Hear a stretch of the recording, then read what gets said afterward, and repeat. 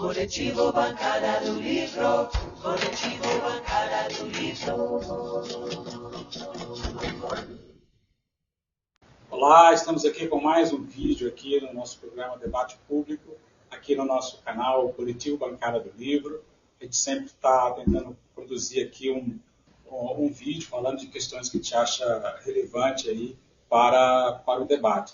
E aqui, sempre comigo aqui, está o Serginho e o Cipriano. Eu vou trazer aqui primeiro o Cipriano, já para ir saudando o nosso pessoal aí, o Cipriano. Olá, Serginho, olá, Isaldir, amigas e amigos do Coletivo Bancada do Livro. Agradecer mais uma vez a oportunidade para a gente estar aqui conversando sobre as coisas do nosso cotidiano, no sentido de dar aquela contribuição para melhorar o lugar em que pisamos. Lembrar aqui, Isaldir e Sérgio, que essa semana, ontem, né, comemorou aí o dia da erradicalização mundial da pobreza. E a sinalização que veio aí com esse dia é que ainda há quase 800 milhões de pessoas passando fome no mundo, né?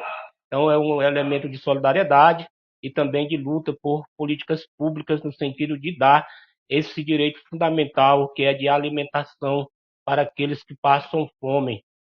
Que é bem lembrado, né? Realmente é uma necessidade mundial aí, não é só uma questão do Brasil. Ô, Serginho, saudar aí o nosso pessoal aí, Serginho. Olá, meu povo.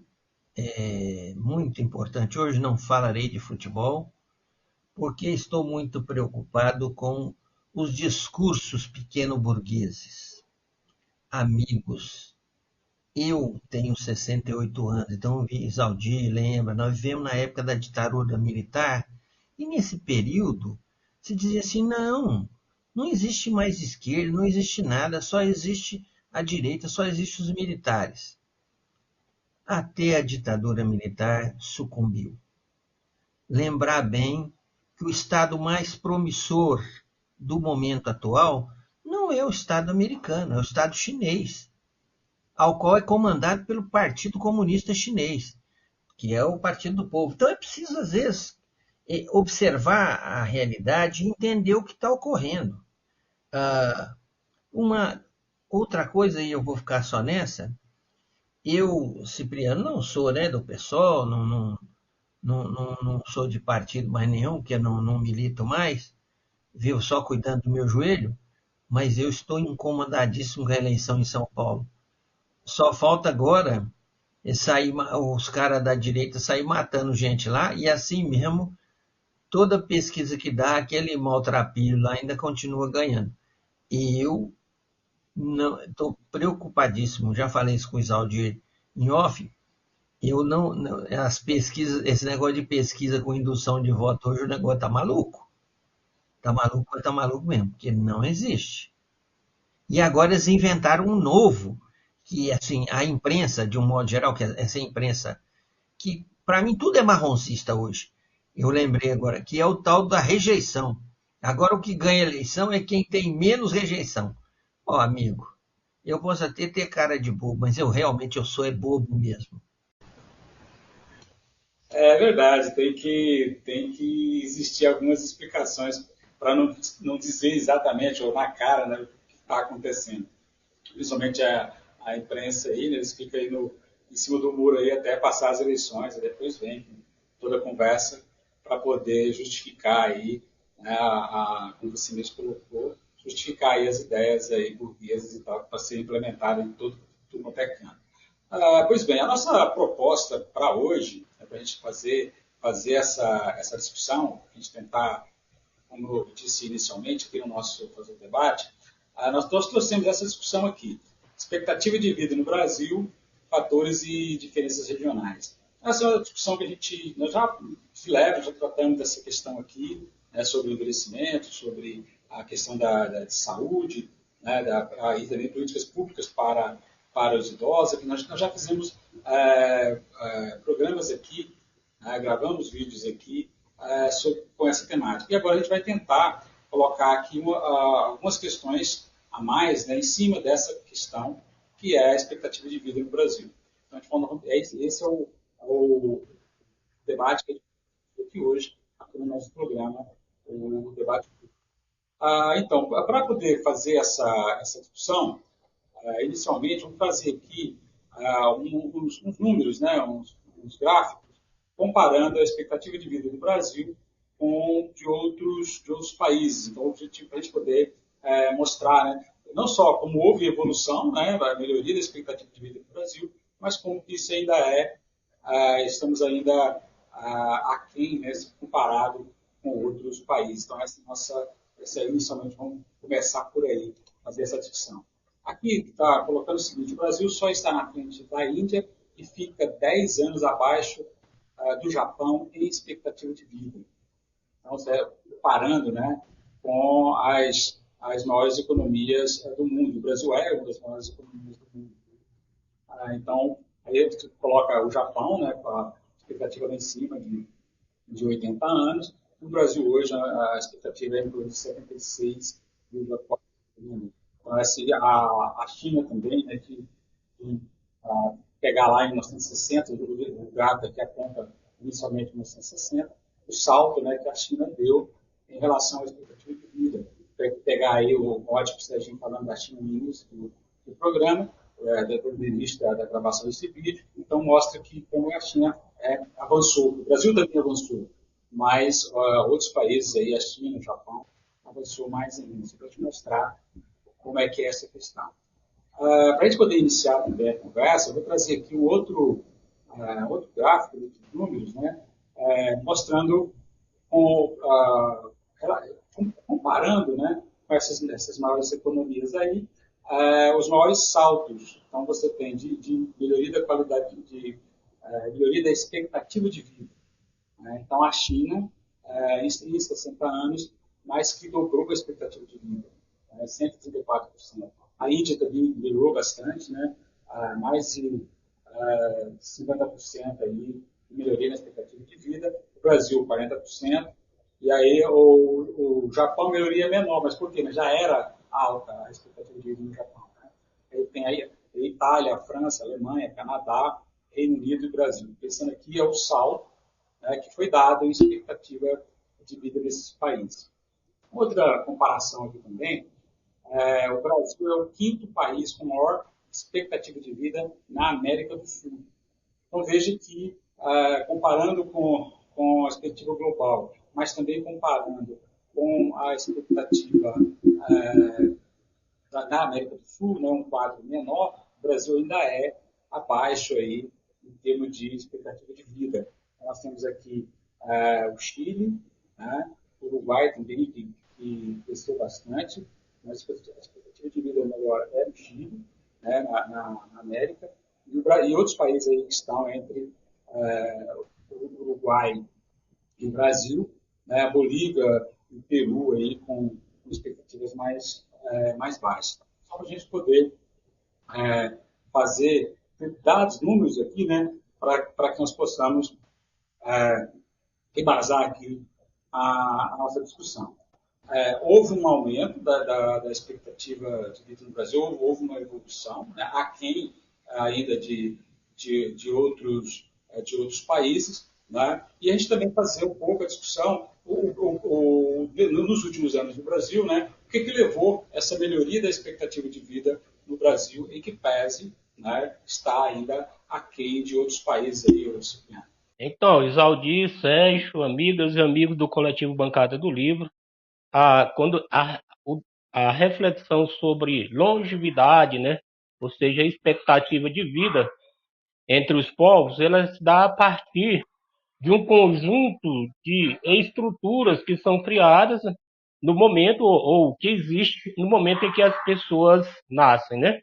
Se você considera que o histórico do Estado brasileiro, que vinha até os anos 60 com grandes dificuldades de superar algumas questões em relação a algumas doenças, né, que eram gerais, aí, tropicais, como sarampo, febre, e as condições estruturais de saneamento básico. Então, a partir dali, e quando se compara os gráficos em sentido mundial, os outros países, principalmente aí na Europa, né, eles já vinham superando estas questões locais de estrutura, né, das condições objetivas para a existência humana.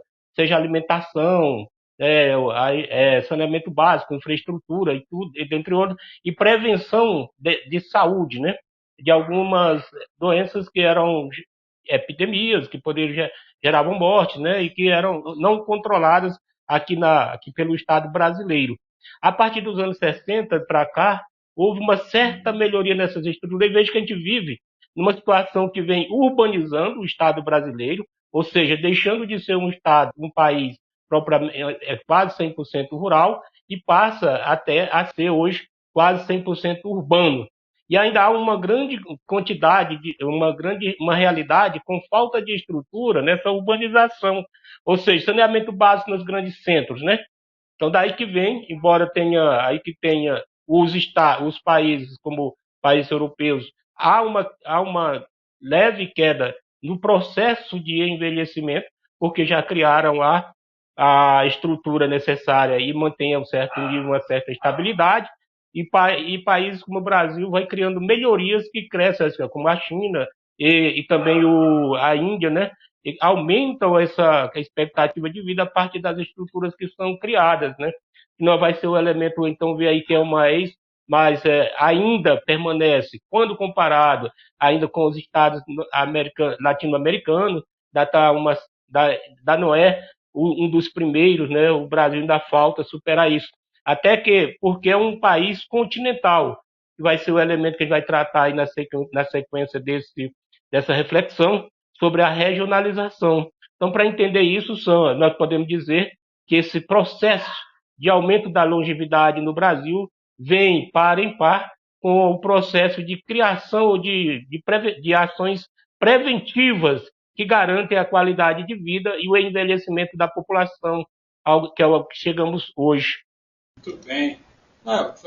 Bem colocado. Eu vou passar para você aqui, Serginho, se eu gostaria de colocar uma questão também que você possa expressar e trabalhar em cima dela, que o Cipriano colocou, né, a melhoria das condições de saneamento básico e tal, e agora a gente tem uma questão, né, que está na pauta, que é a questão das mudanças climáticas. Enfim, nós tivemos agora recentemente a pandemia, né, e a pandemia também reduziu a expectativa de vida no Brasil.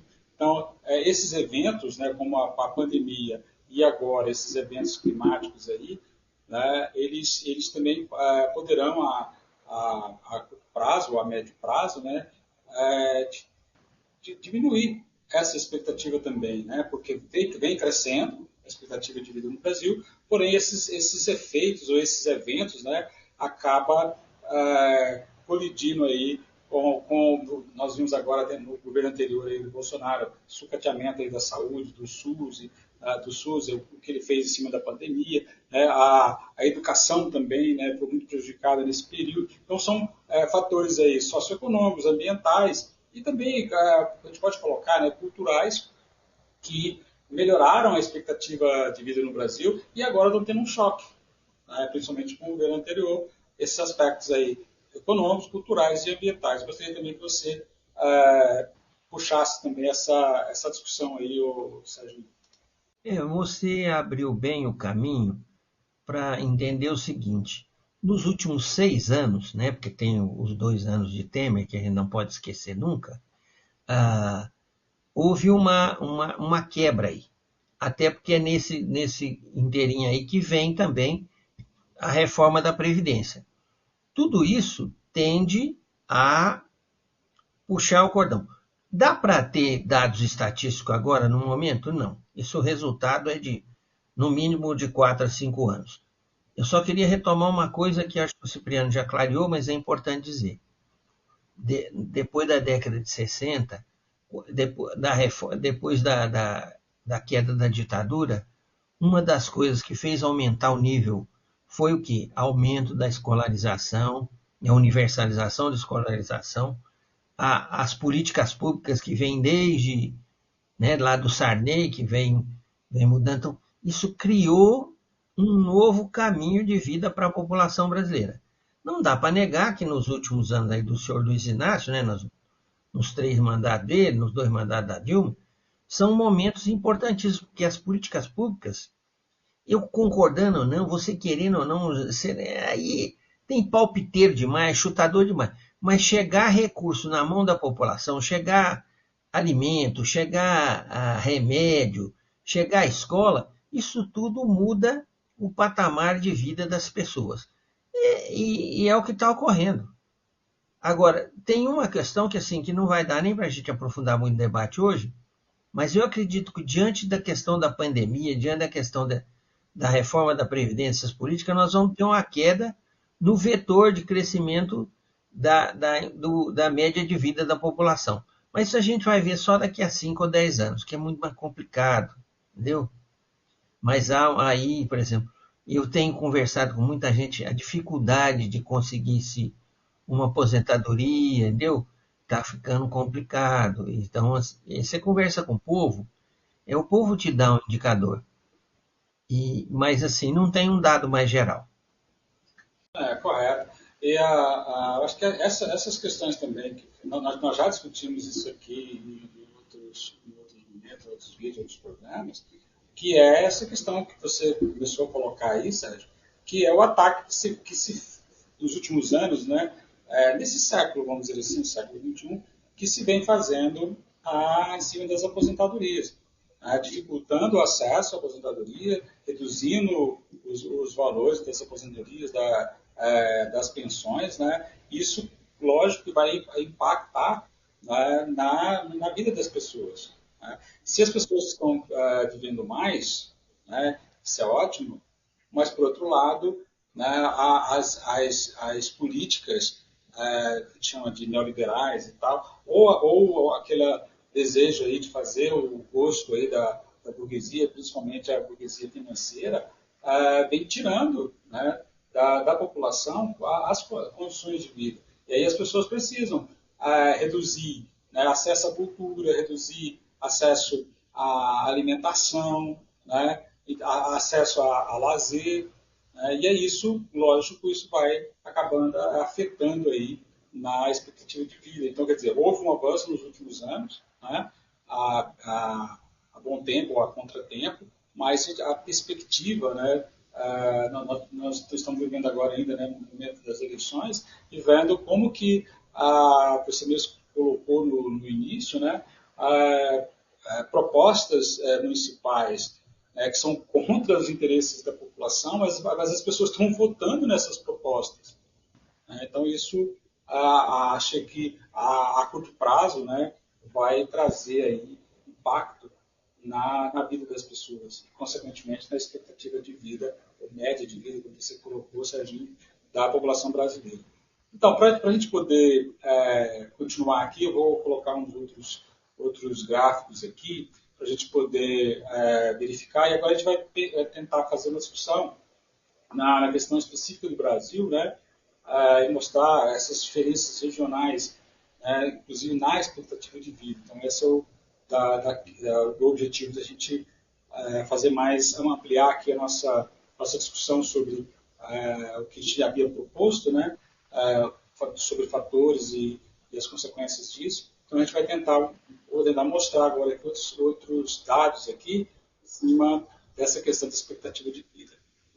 Aqui vou trazer esse gráfico aqui, lembrando que esse gráfico, a maioria deles, eu peguei lá do Nexo, da plataforma deles, e também da BBC, que foi os primeiros que eu coloquei. Pois bem, expectativa de vida no Brasil. Aqui vai de 60 a 2020, né? 2021 tem a queda da expectativa, né? Que veio com a Covid, né? Bom, eu nasci em 62, né? Nasci em Goiás em 62. Hoje eu estou com 62 anos. Isso vai dizer o quê? Que eu estou no lucro. Né? No ano que eu nasci, a expectativa de vida para quem nascia em Goiás, né, acho que não passava dos 50 e poucos. Então, por esses gráficos aqui, e por ter nascido em Goiás em 1962, eu estou no lucro aí, o Serginho e o Cipriano. Então, eu vou colocar o próximo aqui.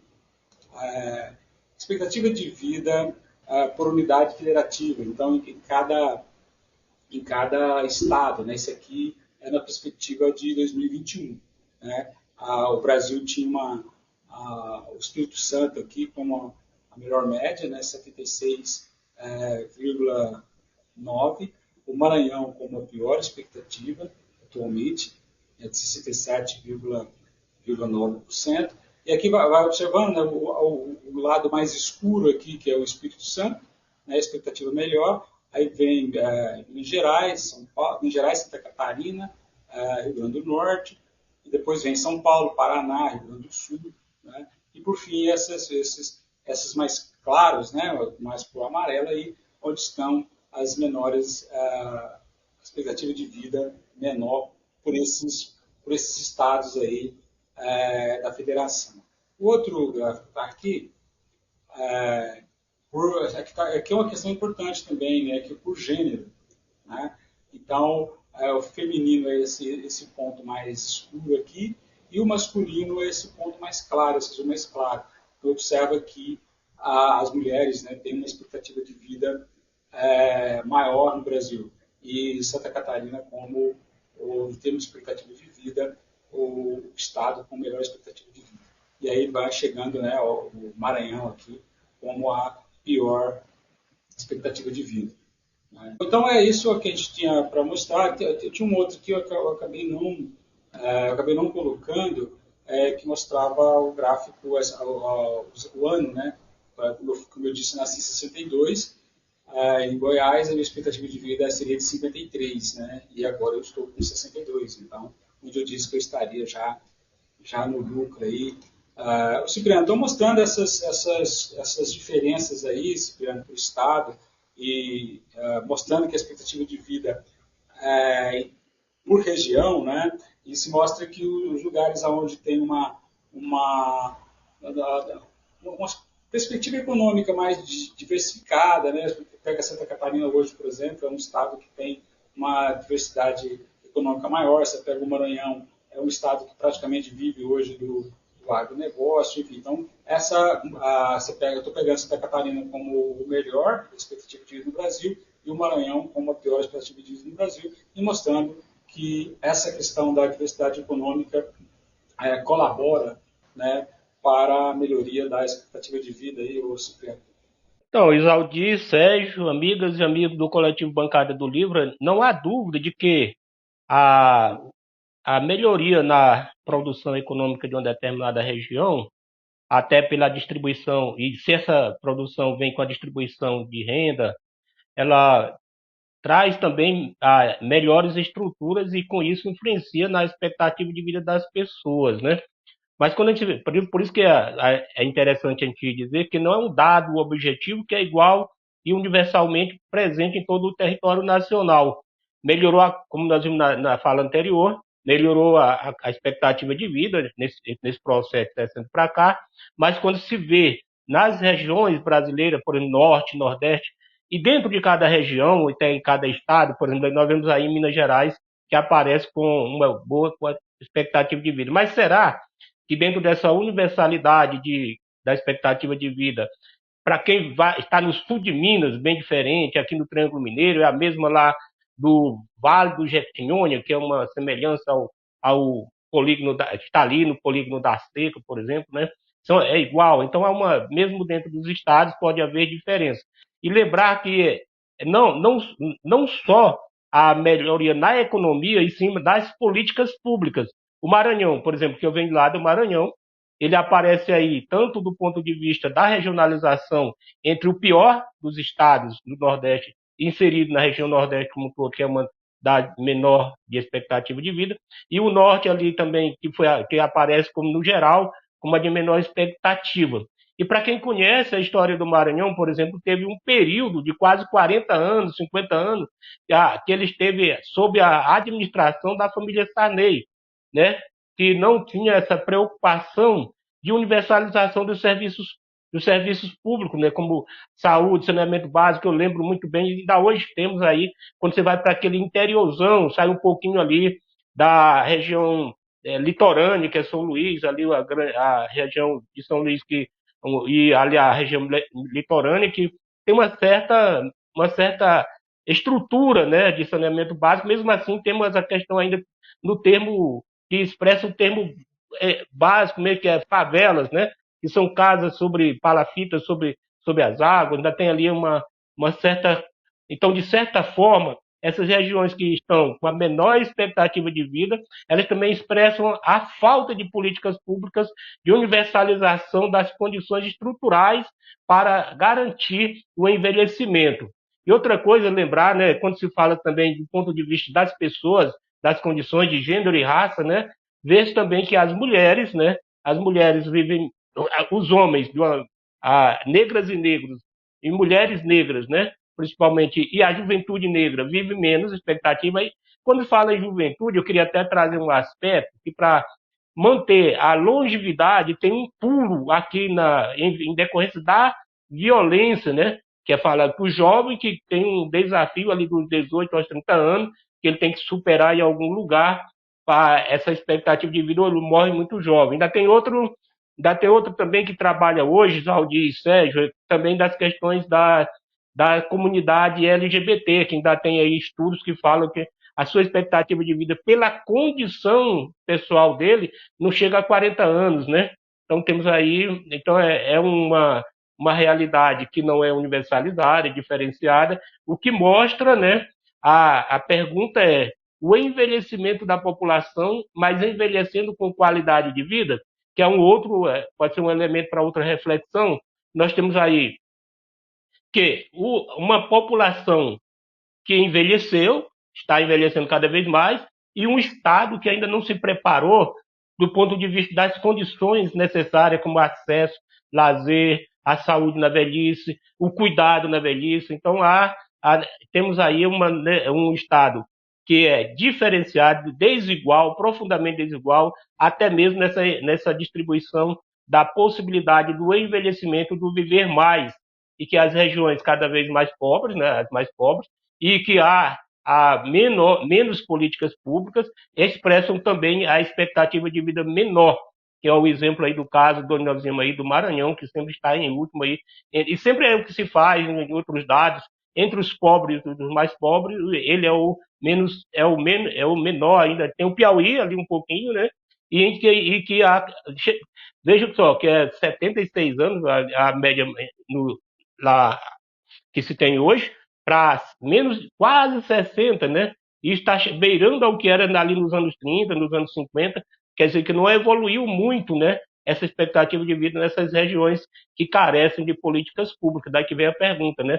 Como envelhecer e quais são envelhecer com qualidade? Quais são as políticas que temos aí do Estado para o envelhecimento da população? Só para fechar, Isaldi, para não usar muito do discurso, vai dizer assim que, olha, as políticas públicas para essas regiões chegam geralmente pelas políticas nacionais.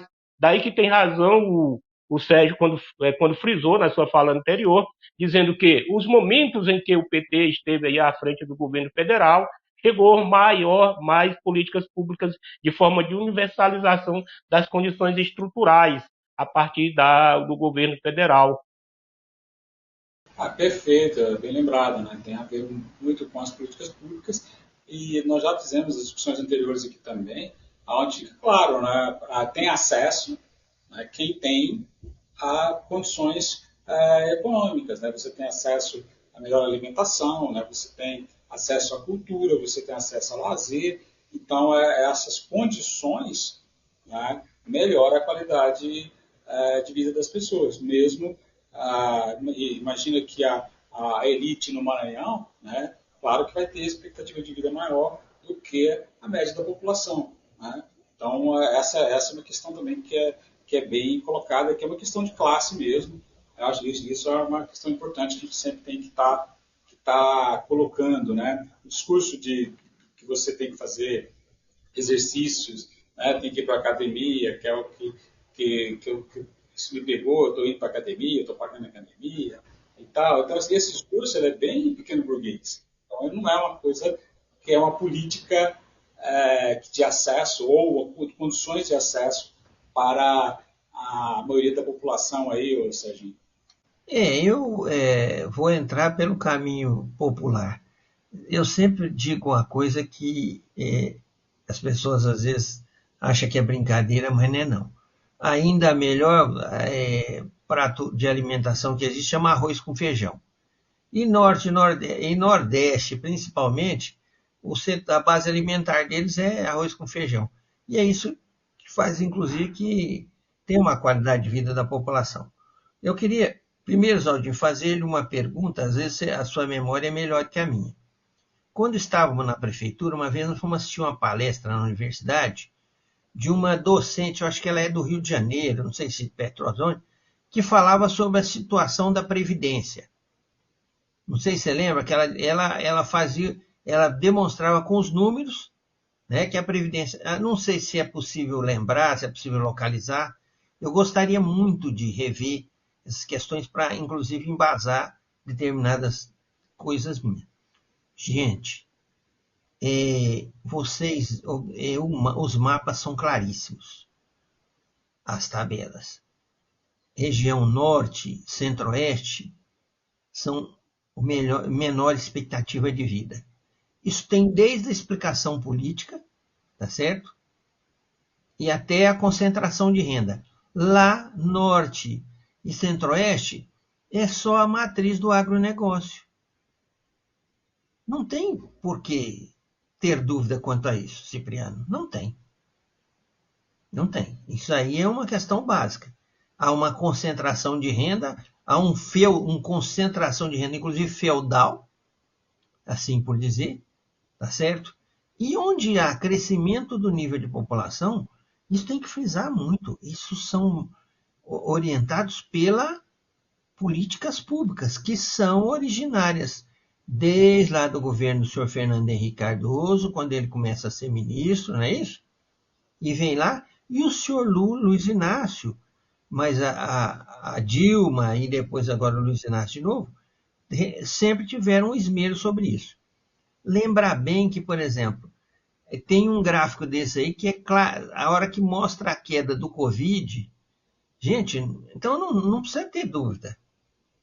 O que nós estamos colocando é realidade. A queda do Covid vem por duas questões. Uma, o negacionismo, e a outra, o abandono das políticas públicas que foram nos 6 anos. Não tem muita coisa para chegar. É isso aí. Correto. Eu só gostaria de acrescentar também, nós mostramos aqui os gráficos das regiões, né, mostrando Minas Gerais, Espírito Santo, Santa Catarina e também, acho que no Nordeste e no Norte, tem uma melhor expectativa de vida no Brasil, porém, a gente tem sempre que lembrar que nesses lugares, né, São Paulo, Minas Gerais, onde tem e Santa Catarina também, não é diferente, tem também os bolsões aí de pobreza, de miséria. Então nós estamos falando de média, expectativa média de vida da população. Então, o estado de Santa Catarina tem a melhor expectativa de vida. Tá? Isso não quer dizer que todos, né? Todos que nasceram em Santa Catarina em tal ano vão viver 80 anos, 76 anos. Né?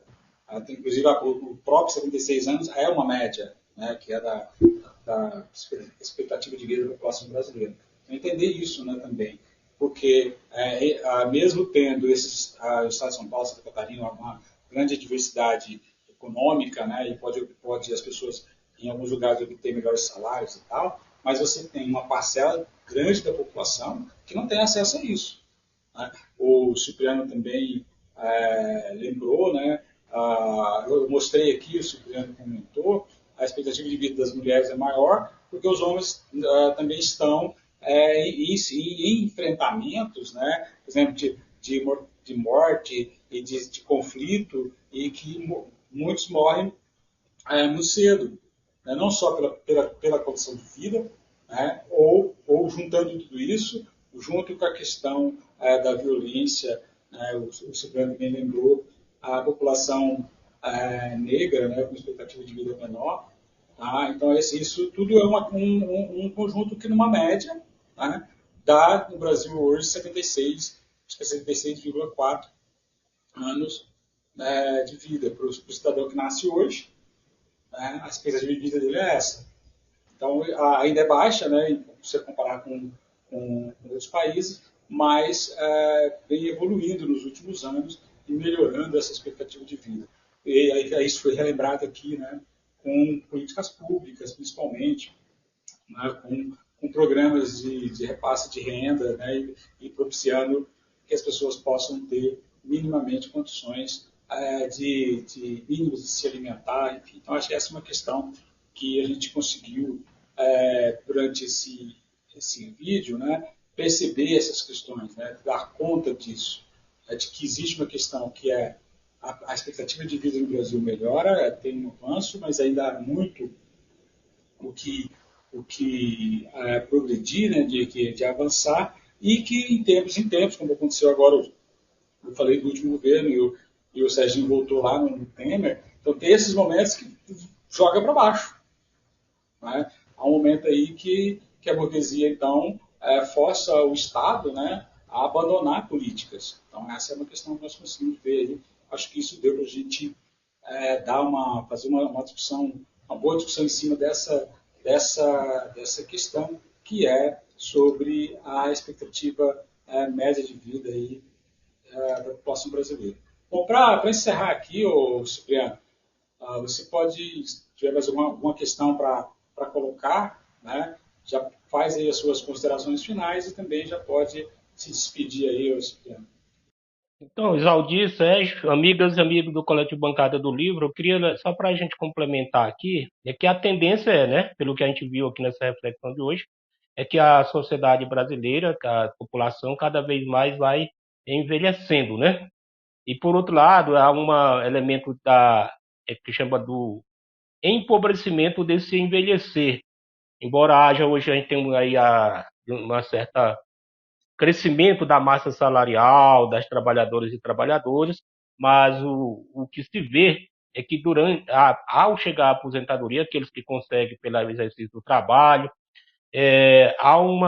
sempre teve uma necessidade se chama bico, né, uma complementação, a complementação da renda da pessoa idosa, né?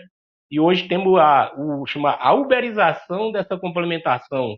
Vários idosos aí continuando na atividade de, buscando a complementação de renda, porque nessa fase também tudo se torna mais caro. O seguro para o idoso, né? O plano de saúde para o idoso. Então, para isso que tem esses acessos e entra para a uberização. Daí que a necessidade do que nós podemos encerrar, né?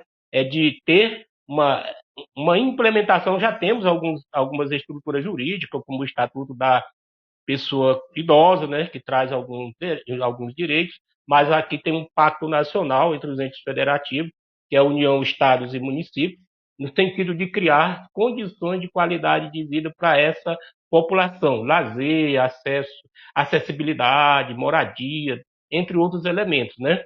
É o desafio dessa sociedade, dessa população que cada vez mais envelhece, e ter um tratamento até para os desiguais de forma também de um tratamento proporcionalmente inverso, né, aos que mais necessitam, mais presença do Estado nessa qualidade de vida. No mais, é agradecer, deixar aí aquele abraço fraterno de sempre, né, e a necessidade de construção de solidariedade entre nós, até nessa relação com a população das pessoas idosas, e a esperança de que o envelhecimento da população brasileira, né, venha também com a implementação de políticas que tragam qualidade de vida para as pessoas idosas, que é o desafio das políticas públicas nacional, estadual e municipais. Perfeito. Ô, Serginho, você também pode fazer aí algumas considerações que você acha que merece ser acrescentada aí e também já despedir aí do pessoal, Serginho. Duas coisas são muito importantes. Uma que nós deixamos passar, que é a função do Sistema Único de Saúde. É o melhor sistema de saúde do mundo, sem brinca. Não precisa nem tocar, é o melhor. E no governo do senhor Luiz Inácio, que o senhor, esse cidadão que foi presidente aí, mais o outro lá, o Nanico, tal de Temer, destruíram, que era um sistema que funcionava azeitadinho, que era a farmácia popular. Eles destruíram em 6 anos. Agora, a retomada é um negócio maluco. Tem só lembrar que, por exemplo, que um laboratório que produzia remédio em Pernambuco, eles simplesmente fecharam. Agora já foi reaberto.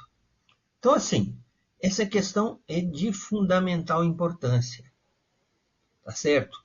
O Sistema Único de Saúde, que ajuda na expectativa de vida.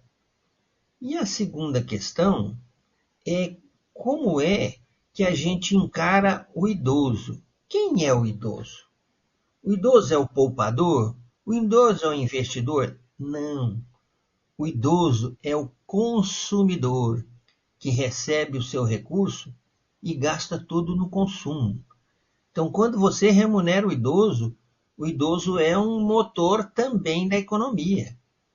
Pensando numa economia que a arrecadação de imposto é 40%, ou seja, o Estado só enfia 60% da mão dele, que 40% o governo pega para trás.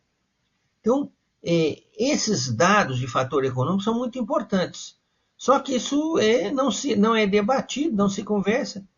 Então, cada vez que você aposenta um idoso, você transforma ele em consumidor. Então, o cara não é investidor em bolsa de valores, o cara que ganha aí um salário e meio, 2 salários. Ele vai investir na bolsa de valores, no ouro, que agora está na moda investir no ouro de novo. Então, assim, no dólar, quer dizer, o cara vai comprar dólar, euro, isso é só para o Isaldir, que o Isaldir aqui é um viajante inveterado, como diz. E o Raul compra reais, porque o Raul viaja em todo o Brasil. Esses meus amigos, é tudo bacana. Um abraço, Cipriano, um abraço, Aldir. Lembrando, no jogo de ontem não, Cipriano, mas domingo, se nós espetar o Flamengo, vai ter até churrasco, meu irmão. O Flamengo que se cuide. Então, agradecer muito aqui as pessoas que colaboram aqui com o nosso canal, o Coletivo Bancada do Livro. Lembrando que nós sempre temos programas ao vivo aqui de segunda a sexta, e sábado também, das 10 horas. Segunda a sexta, geralmente às 19. Tem programas também que começam mais cedo. Então, o nosso canal, ele tem aí, tem se mantido, né? O nosso grupo aí, um esforço aí, mantendo nosso canal. E o crescimento dele é realmente você compartilhar nosso conteúdo, é você curtir nosso conteúdo. Então, agradecer muito aí a todos que colaboram aí com o nosso trabalho. Só para lembrar, então, aqui a nossa temática hoje foi expectativa de vida no Brasil, fatores e diferenças regionais. Então, agradecer muito aí as pessoas que compartilham aí o nosso conteúdo. Coletivo Bancada do Livro, Coletivo Bancada do Livro.